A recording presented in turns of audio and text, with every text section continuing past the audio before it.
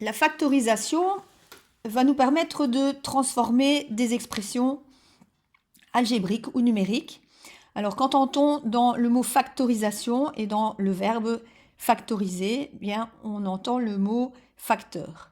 Quand est-ce qu'on rencontre des facteurs dans un produit? Et donc, définition d'abord de factoriser. Donc, factoriser un nombre ou une expression algébrique, c'est transformer une somme et ou différence en un produit, donc sous-entendu de facteurs. Alors, nous allons voir différents procédés donc pour factoriser des expressions. Alors, prenons l'exemple numérique. Le premier exemple numérique, 0,58 fois 17 plus 33 fois 0,58. Alors, si nous devions calculer cette expression en appliquant les règles de priorité, on va donc calculer 0,58 fois 17, 33 fois 0,58. Bon, ça me semble déjà assez difficile comme calcul. Alors, soit on le fait mentalement ou par écrit, ou on utilise notre calculette.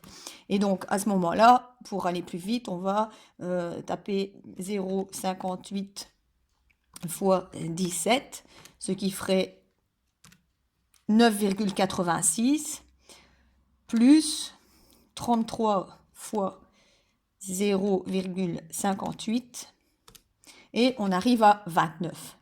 Bon, si nous n'avons pas la calculette à disposition, comment est-ce qu'on pourrait calculer plus rapidement?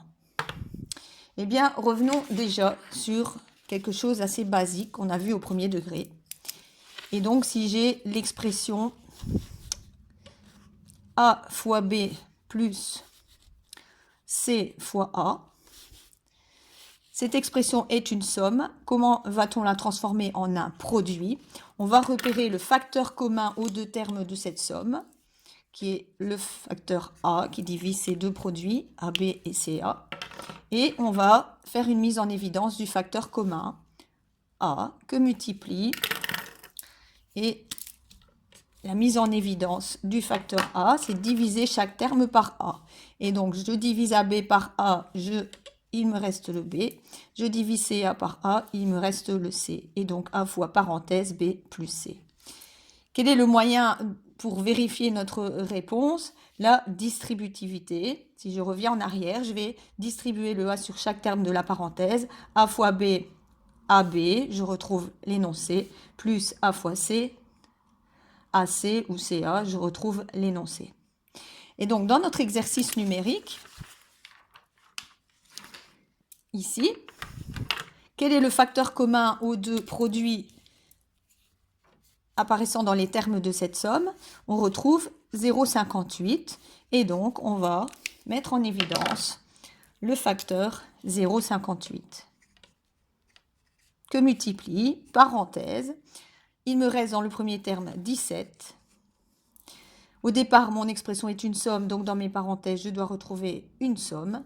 Et 33 fois 0,58, je divise par 0,58, il me reste 33. Et ceci est bien entendu plus simple à calculer. J'arrive donc à 0,58 fois 17 plus 33, 50. Et donc, pour multiplier 0,58 par 50, on multiplie par 100 et on divise par 2. On arrive donc à 58 par 2 égale 29. Si vous vous rappelez, c'est ce qu'on avait trouvé comme réponse par le calcul un peu plus complexe qui était de développer ceci complètement. Alors, quel autre moyen on a à notre disposition pour factoriser? Eh bien, vous avez déjà ces moyens en tête, en principe, quand nous avons revu dans le chapitre des polynômes, les identités remarquables et précisément donc les produits remarquables. Alors, quels sont les produits remarquables? On avait le produit de binôme conjugué, A plus B fois A moins B, donc un produit d'une somme de deux termes par leur différence. Qu'est-ce qu'on retrouvait? Le carré du terme qui ne change pas de signe, A carré, diminué du carré du second terme, diminué de B carré. Eh bien, nous avions travaillé ces formules dans ce sens. Donc, les produits remarquables, on a transformé ici un produit en une différence. Eh bien, ici, dans ce chapitre, on va appliquer ces formules, mais dans le sens contraire. Et donc, on va travailler nos formules dans le sens a carré moins b carré égale, donc j'ai la différence de 2 carrés égale au produit des binômes conjugués. A plus b fois a moins b. Donc, nous allons appliquer ceci pour notre deuxième exemple dans l'activité d'introduction. Et donc 107 au carré moins 93 au carré, c'est donc le carré de 107 diminué du carré de 93. Et donc quels sont les binômes conjugués qui sont associés? Donc on va appliquer la formule que je viens de rappeler. Et donc on va écrire la somme de 107 et de 93 qu'on va multiplier par leur différence. Il était plus complexe de calculer les carrés et puis de soustraire. Ici, on va arriver à des calculs plus simples. 107 plus 93 égale 200, qu'on va multiplier par 107 moins 93 qui font 14. Et 200 fois 14, 2 fois 14 fois 100. Et donc, on arrive à 2800.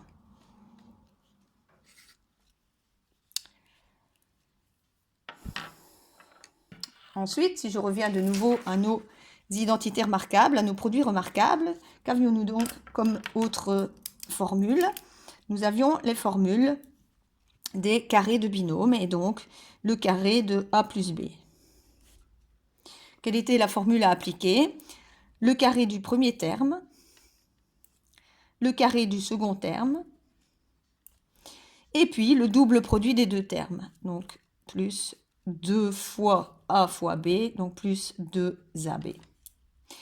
Encore une fois, ici, on va travailler non pas dans ce sens-ci, puisque là, dans ce sens, on a transformé un produit, puisque le carré d'une parenthèse, c'est la parenthèse fois elle-même, donc c'est bien un produit. On a transformé un produit en une somme. Maintenant, nous allons faire l'inverse, transformer la somme en un produit, donc exprimer a carré plus b carré plus 2ab sous la forme a plus b au carré. Donc, je reviens à notre exercice. J'ai le carré de 7,63, le carré de 37. J'ai que des signes de plus, donc c'est bien le carré d'une somme. Quelle somme? 7,63 et 2,37. Carré de 7,63, je retrouve le premier terme. Carré de 2,37, je retrouve le troisième terme de cette somme. Et puis si je prends le double produit des deux termes, donc ce qui correspond dans notre formule aux 2AB, 2 fois 7,63 fois 2,37, je retrouve l'expression qui est là. Et donc j'ai transformé cette somme en un produit puisque j'ai appliqué pour écrire une puissance, le carré d'une somme. Et donc maintenant, ce sera plus facile à calculer puisque 7,63 et 2,37 font exactement 10 au carré, donc égale 100.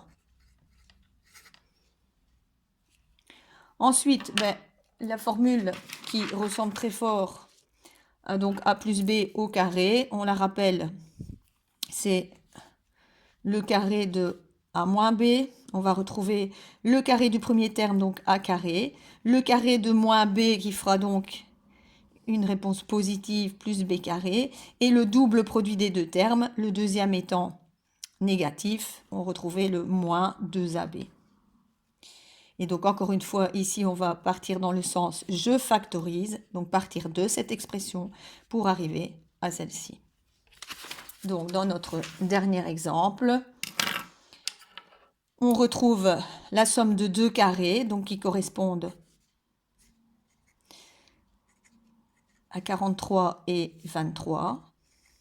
Et ici, dans le troisième terme, c'est moins 2 fois 43 fois 23. J'ai donc un double produit négatif et donc ça correspond à 43 moins 23, le tout au carré. Si on reprend, carré de 43, 43 carré. Carré de moins 23, c'est le carré de 23 ici. Et le double produit des deux termes, le deuxième étant négatif, on retrouve moins 2 fois 43 fois 23. Et donc, le calcul devient plus simple. 43 moins 23 égale 20. Au carré égale 400.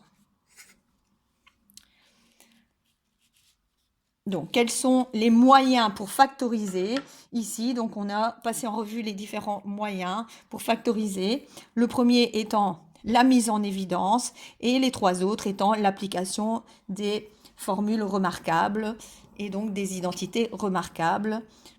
Donc, pour factoriser, on peut utiliser soit la mise en évidence, soit les identités remarquables. Donc, quelles sont ces identités remarquables? On a donc la différence de deux carrés, donc a carré moins b carré qui donne le produit des binômes conjugués a plus b fois a moins b. Et a carré plus b carré avec un plus ou moins 2ab qui correspond à a plus ou moins b au carré.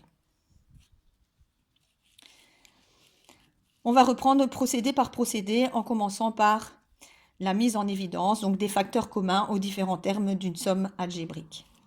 Et donc voici quelques exemples de mise en évidence. On va mettre en fluo les facteurs communs, le ou les facteurs communs. Alors ici, quel est le facteur commun entre 15 et 12? Directement, on a l'impression qu'il n'y a pas de facteur commun. Cependant, ce facteur est caché. Dans 15, on a le diviseur 3. Donc 15 peut être décomposé en 3 fois 5. Et 12 peut être décomposé en 3 fois 4. Et donc dans les deux termes de cette somme 15xy plus 12x carré, qu'est-ce qu'on a en commun? On a le facteur 3, mais aussi un facteur x, puisque dans le premier terme, on en a un, et dans le deuxième, on a x carré. Donc, on a aussi un facteur x. Et donc, que va-t-on mettre en évidence? 3x que multiplie. Donc, une fois que j'ai divisé 15xy par 3x, il me reste 5y plus, si j'ai divisé 12x carré par 3x, il me reste 4x. Je vous rappelle que quand vous avez mis en évidence, pour vérifier votre réponse, vous revenez en arrière en distribuant. Si vous distribuez 3x sur 5y, vous retrouvez 15xy, plus vous distribuez le 3x sur 4x, vous retrouvez 12x carré. On en arrive aussi après à une mise en évidence où on a un exercice un peu plus complexe, quoique. Il faut d'abord identifier donc l'expression qu'on a là, 9 fois a plus 1 moins x fois a plus 1, est une expression qui est une différence. Différence de deux termes, le premier terme étant 9 parenthèse a plus 1 et le second terme étant x fois parenthèse a plus 1. Le facteur commun à ces deux termes de cette différence, c'est donc toute la parenthèse a plus 1. On va donc la mettre en évidence. Donc là, on avait mis 3x en évidence. Donc ici, on met la parenthèse en évidence, que multiplie, il me reste donc 9 moins x. Dans l'exercice suivant, observons déjà l'expression. L'opération principale ici, c'est un plus qu'on a.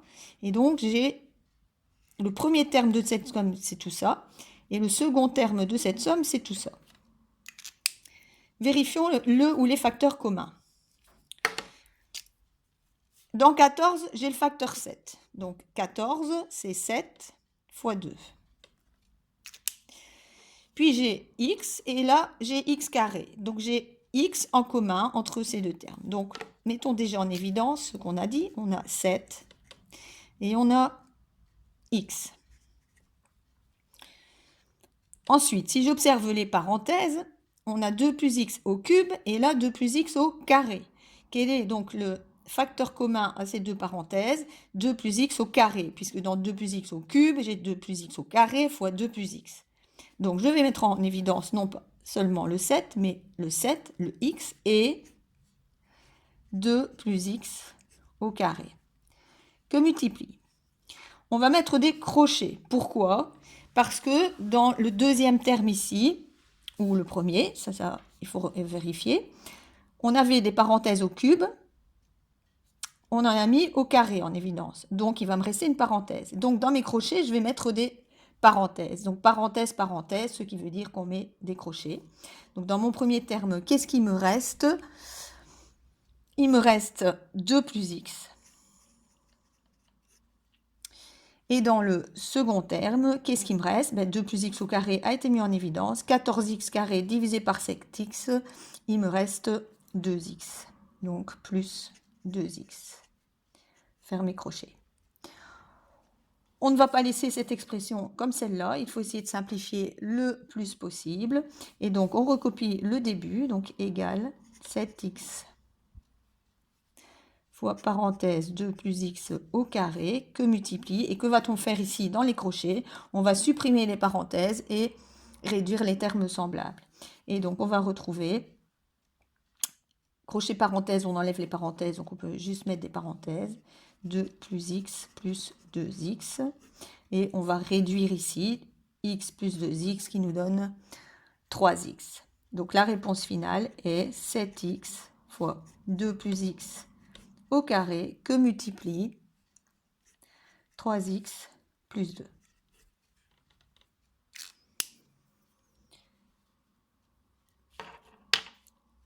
Pour le dernier exemple, on va expliquer quelque chose d'important.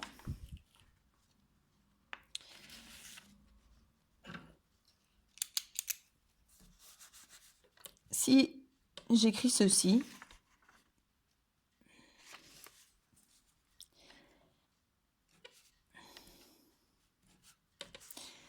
donc l'opposé de A moins B, et que je décide d'enlever les parenthèses, qu'est-ce qui va se passer? On va appliquer la règle des signes, et donc ça donne moins A plus B. Et si je veux échanger ces deux termes, ça nous donne B moins A. Et donc ça signifie l'opposé d'une différence est égal, l'opposé d'une différence de A et de B est égal à la différence dans l'ordre contraire, donc à la différence en permutant les termes. Cela va nous permettre de comprendre le dernier exemple.